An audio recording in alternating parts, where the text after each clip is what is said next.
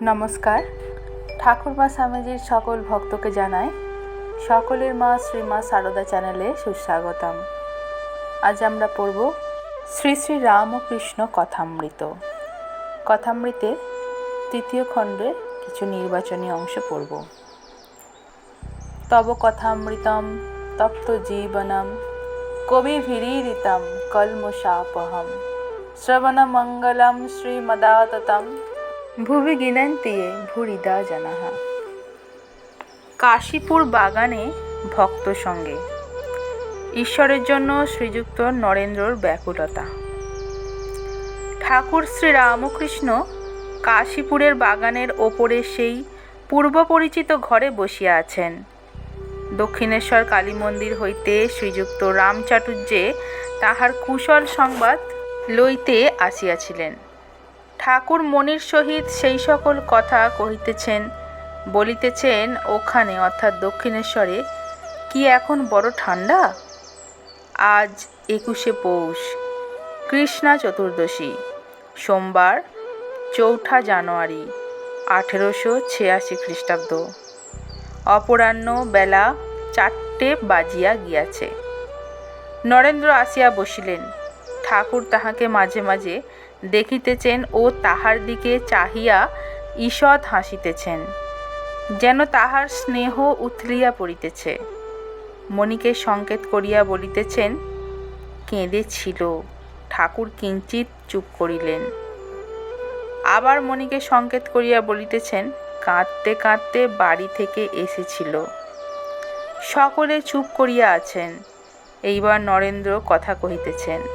নরেন্দ্র, ওখানে আজ যাব মনে করেছি। শ্রীরামকৃষ্ণ, কোথায়? নরেন্দ্র, দক্ষিণেশ্বরে বেলতলায়, ওখানে রাত্রে ধুনি জ্বালাবো। শ্রীরামকৃষ্ণ, না, ওরা অর্থাৎ ম্যাগাজিনের কর্তৃপক্ষদের কথা বলছেন, ওরা দেবে না। পঞ্চবটী বেশ জায়গা, অনেক সাধু ধ্যান জপ করছে, কিন্তু বড় শীত আর অন্ধকার। সকলে চুপ করিয়া আছেন। ঠাকুর আবার কথা কহিতেছেন। শ্রীরামকৃষ্ণ নরেন্দ্রের প্রতি সহাস্যে, পড়বি না?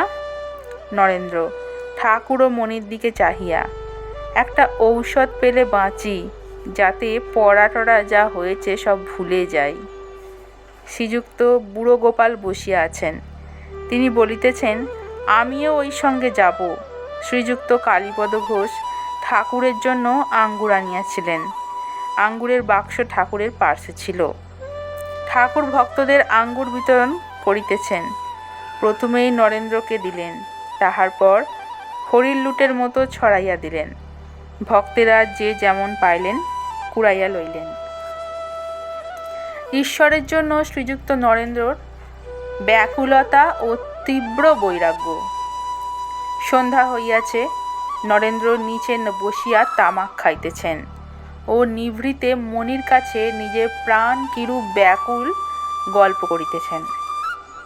নরেন্দ্র মণির প্রতি, গত শনিবার এখানে ধ্যান করছিলাম, হঠাৎ বুকের ভিতর কি রকম করে এলো। মণি, কুণ্ডলিনী জাগরণ। নরেন্দ্র, তাই হবে, বেশ বোধ হলো। ইরা পিঙ্গলা। হাজারাকে বললাম বুকে হাত দিয়ে দেখতে। কাল রবিবার ওপরে গিয়ে এর সঙ্গে দেখা করলাম, ওকে সব বললাম, অর্থাৎ ঠাকুরের সঙ্গে দেখা করেছে, ঠাকুরকে গিয়ে সব বলেছে, এটাই বলছেন।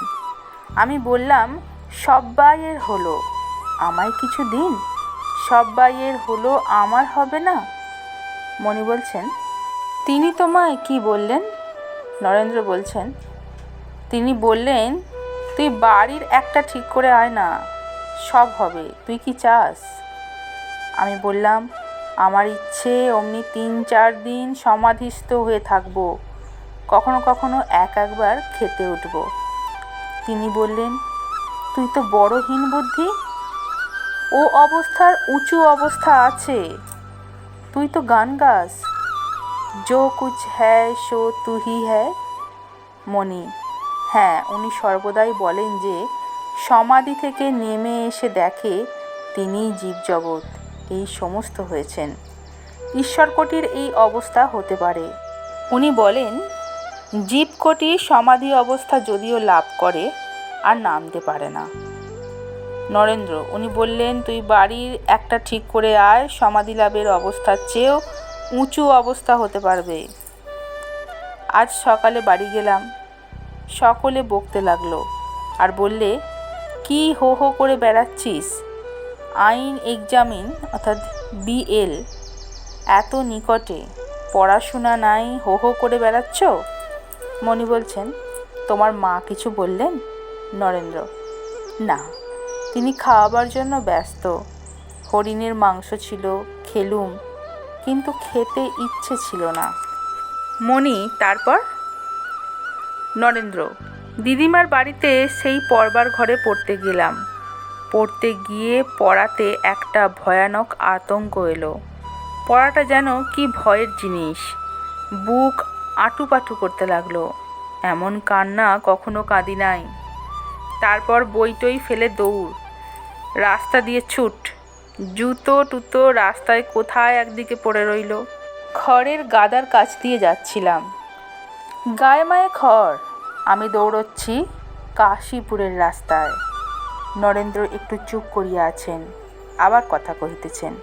নরেন্দ্র বলছেন, বিবেক চূড়ামণি শুনে আরও মন খারাপ হয়েছে। শঙ্করাচার্য বলেন যে 3টি জিনিস অনেক তপস্যার, অনেক ভাগ্যে মেলে। মনুষ্যত্বং, মুমুক্ষুত্বং, মহাপুরুষ সংশ্রয়। ভাবলাম আমার তো 3টেই হয়েছে। অনেক তপস্যার ফলে মানুষ জন্ম হয়েছে, অনেক তপস্যার ফলে মুক্তির ইচ্ছা হয়েছে, আর অনেক তপস্যার ফলে এইরূপ মহাপুরুষের সঙ্গ লাভ হয়েছে।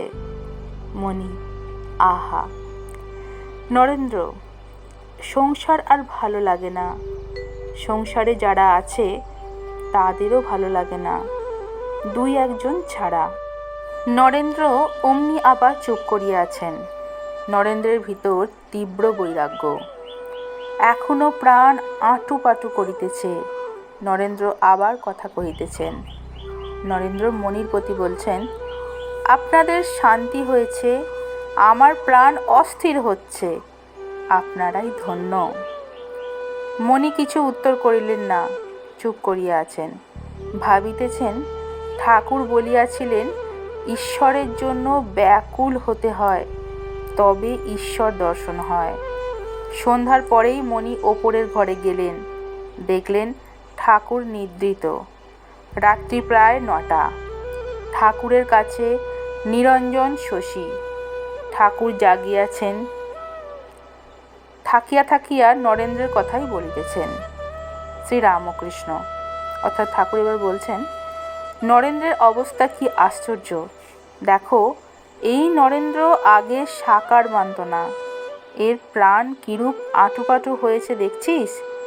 সেই যে আছে। একজন জিজ্ঞাসা করেছিল, ঈশ্বরকে কেমন করে পাওয়া যায়? গুরু বললেন, এসো আমার সঙ্গে, তোমায় দেখিয়ে দিই কি হলে ঈশ্বরকে পাওয়া যায়।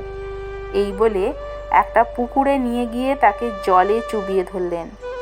খানিকক্ষণ পরে তাকে ছেড়ে দেওয়ার পর শিষ্যকে জিজ্ঞাসা করলেন, তোমার প্রাণটা কীরকম হচ্ছিল? সে বললে, প্রাণ যায় যায় হচ্ছিল। ঈশ্বরের জন্য প্রাণ আঁটুপাঁটু করলে জানবে যে দর্শনের আর দেরি নাই।